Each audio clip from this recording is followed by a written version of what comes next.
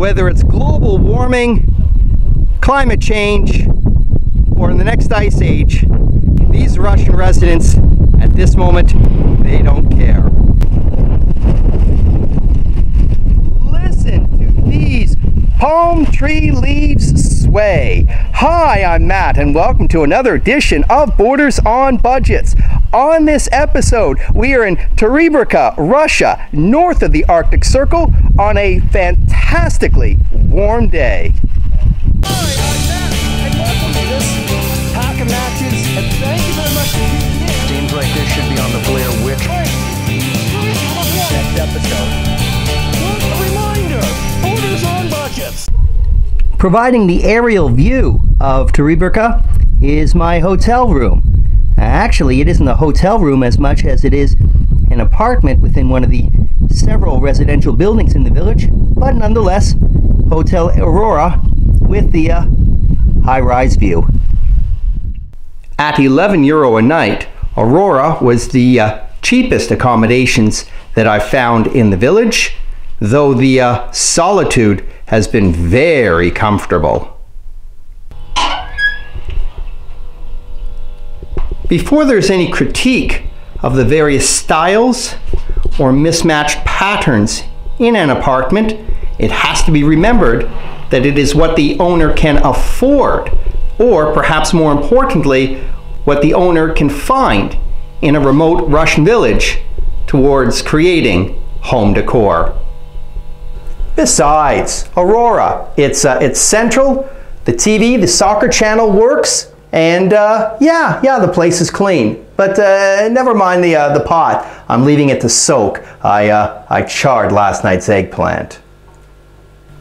Now, let's go take a tour of Teriberka.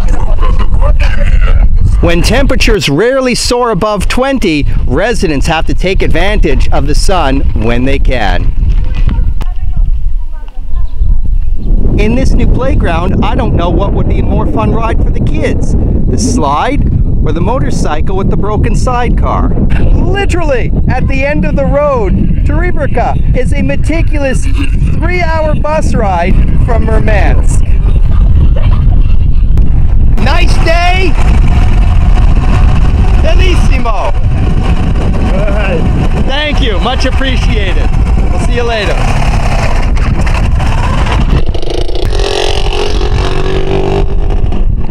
Well, now that the motorcycles with sidecar traffic has abated, I can do my stand-up along this isolated road. Teriberka is a village actually divided into two. Now that we have visited the more prosperous of the sections, the other one is about an hour by foot, say 4 or 5 kilometers, and time to visit that right now.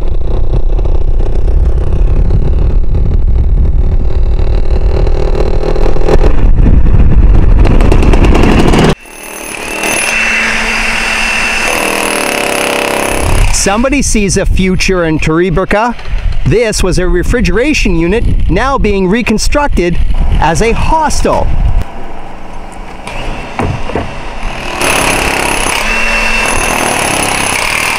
This would be its view, and I wonder if it would charge less than €11 a night.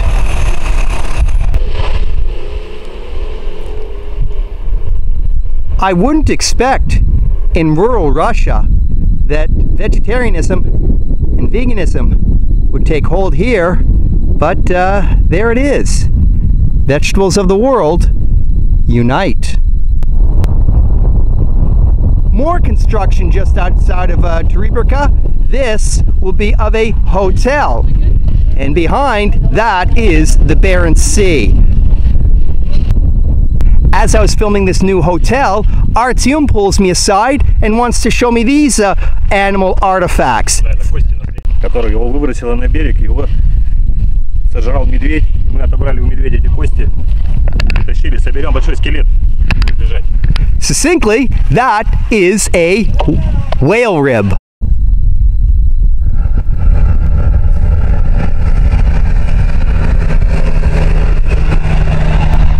One of the sites at Teriberka is the ship graveyard.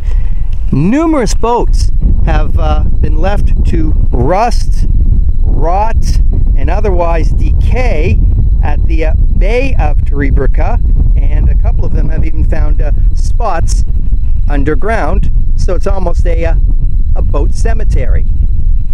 The other half of Teriberka is across the water. I would otherwise take this route, but it's not low tide, so that requires us to take the bridge connecting the villages, and we're still about 2 kilometers away.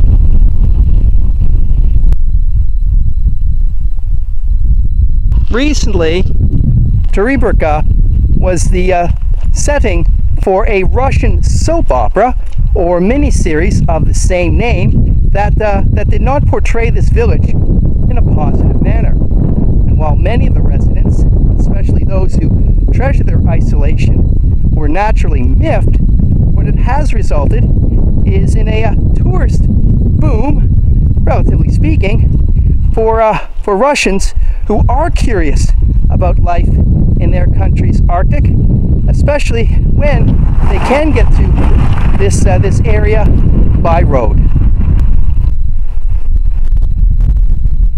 This rusty relic is particularly interesting because once you get something going with a tailwind, you can actually move.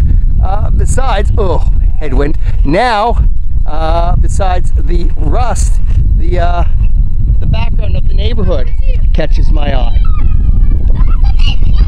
Whoa, I was doing it wrong all this time. Oh, no kidding! Oh, wow!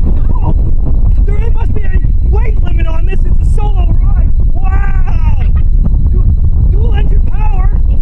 This is much dizzier than ever I could have anticipated. Wow!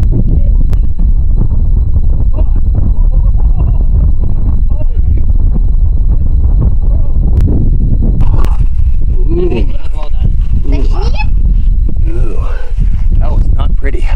Ooh. If this hamlet has a particularly distressed neighborhood, this would be it.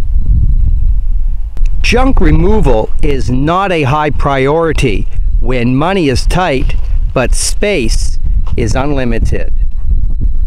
Not just a hollowed shell of a car, but a flipped hollowed shell of a car. That's panache. I'd venture closer, but there's some sort of smell of oil or gas that's actually making me more nauseous than that swing ride with the kids.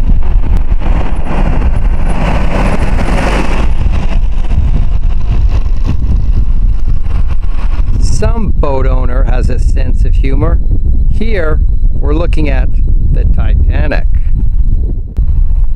Yes, those are Chinese characters. Teriberka is especially popular amongst Asian visitors during the winter months, when the ever-present aurora borealis can be seen. And it is said amongst the Asian culture that to witness the lighting of the sky in green helps with the fertility process.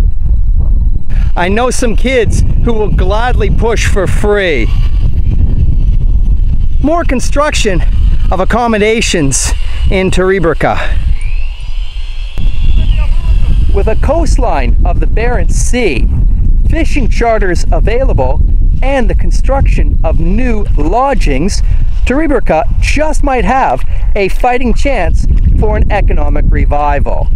This has been another edition of Borders on Budgets. A reminder, Borders on Budgets, long distance hikes, slices of life, not a lot of money.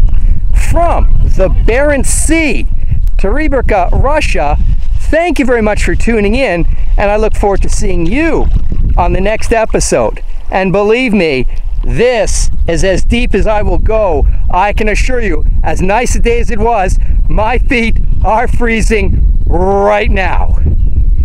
Ooh, tunnel! It's a tunnel! Oh, how neat! Woo, woo!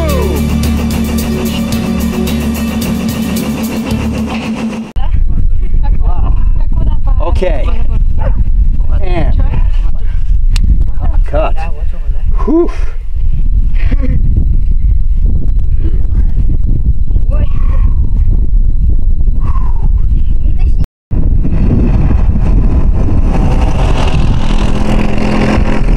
Did you like this episode? Great! Help Borders on Budgets grow. Hit the subscribe button below, and don't forget to share this video with your friends who would like Russian travel.